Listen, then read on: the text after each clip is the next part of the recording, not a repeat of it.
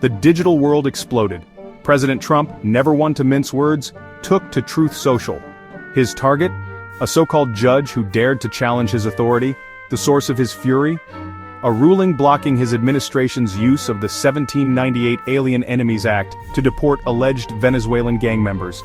Trump's words dripped with venom. He called the judge's decision a disgrace and a travesty of justice. His supporters, always eager to rally behind their leader, flooded the platform with angry messages. The hashtag #enemies of the people, a familiar refrain from Trump, quickly began trending. The president's outrage was palpable. He saw the ruling as a direct attack on his power, a blatant attempt to undermine his agenda.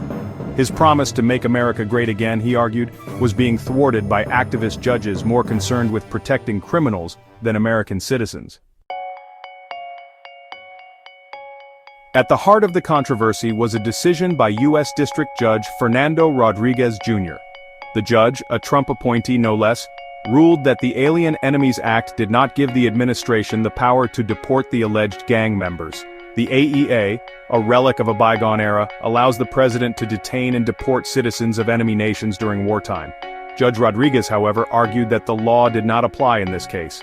The alleged gang members, he noted, were not part of an organized armed force as stipulated by the AEA. The ruling sent shockwaves through the legal community. Some experts praised the judge for his narrow interpretation of the law, arguing that it prevented the AEA from being used as a tool for mass deportation.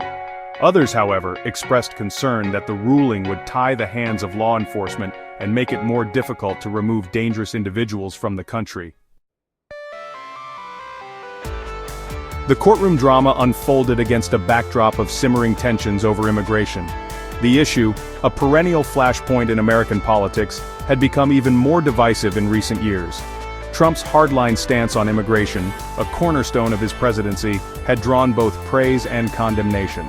His supporters applauded his efforts to secure the border and crack down on illegal immigration. They argued that the country's immigration system was broken and that drastic measures were needed to restore order. His detractors, however, accused him of xenophobia and cruelty. The judge's ruling poured fuel on an already raging fire.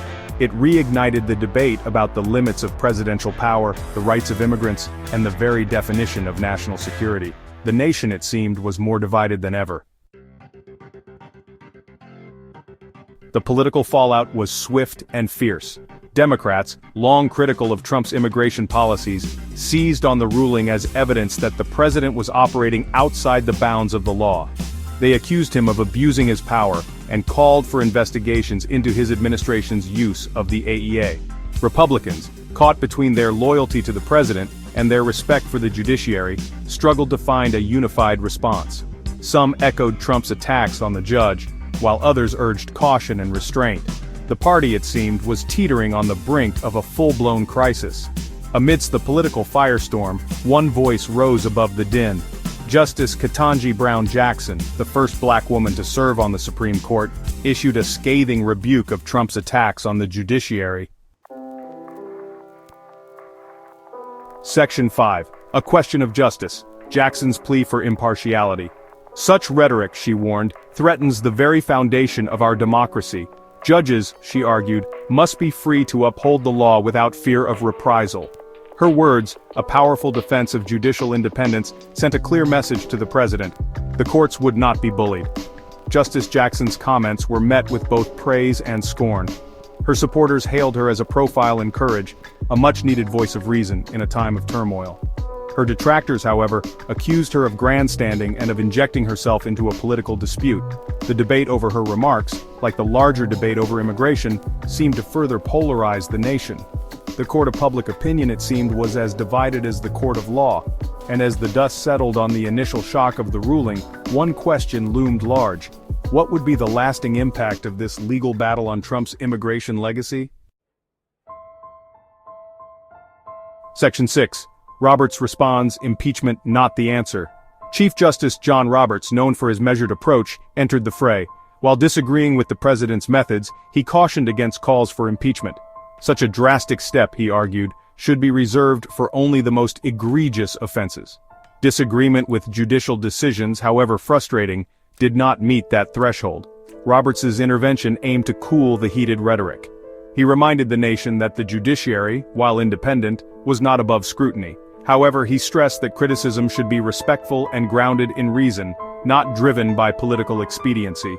The Chief Justice's words carried weight, reminding all sides of the need for decorum and respect for the rule of law. Yet, the underlying tension remained. The AEA ruling had exposed a raw nerve in American society, one that ran deep and defied easy solutions. Section 7. Echoes of 1798, the AEA's troubled legacy. The Alien Enemies Act, dusted off from the annals of history, had become a lightning rod for controversy. Passed during a time of war fever and fear of foreign influence, the law had always been controversial. Its critics viewed it as a stain on American democracy, a relic of a darker time when xenophobia and paranoia held sway. Judge Rodriguez's ruling, while narrow in scope, had reignited the debate over the AEA's legacy. Some legal scholars argued that the law, with its broad language and potential for abuse, should be repealed altogether. Others maintained that it remained a necessary tool, albeit one that should be used sparingly and with great caution. The debate over the AEA, much like the broader immigration debate, reflected a fundamental tension within American society: the balance between national security and individual rights. It was a tension that had existed since the nation's founding, and one that showed no easy resolution. Section 8. A crossroads for reform, Trump's immigration legacy at stake. The AEA ruling presented both a challenge and an opportunity for President Trump. On the one hand, it dealt a blow to his efforts to tighten immigration enforcement. The ruling made it clear that even a law as old and as broad as the AEA had its limits.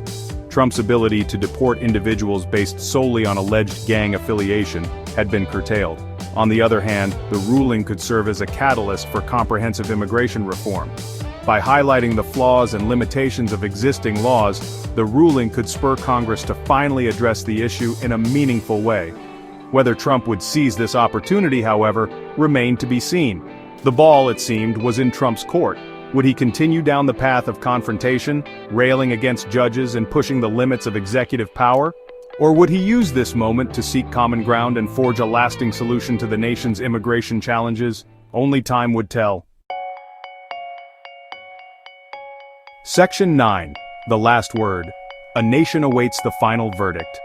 The drama that unfolded in the courts and on the streets was far from over. The AEA ruling was merely the latest chapter in the ongoing saga of American immigration. The nation, deeply divided and grappling with its identity, watched and waited for the next act to unfold. The stakes were high. At issue were not just the fates of a few individuals, but the soul of a nation. The outcome of this battle, fought in courtrooms and on social media, would shape the future of American immigration for generations to come. The final verdict, it seemed, was still out.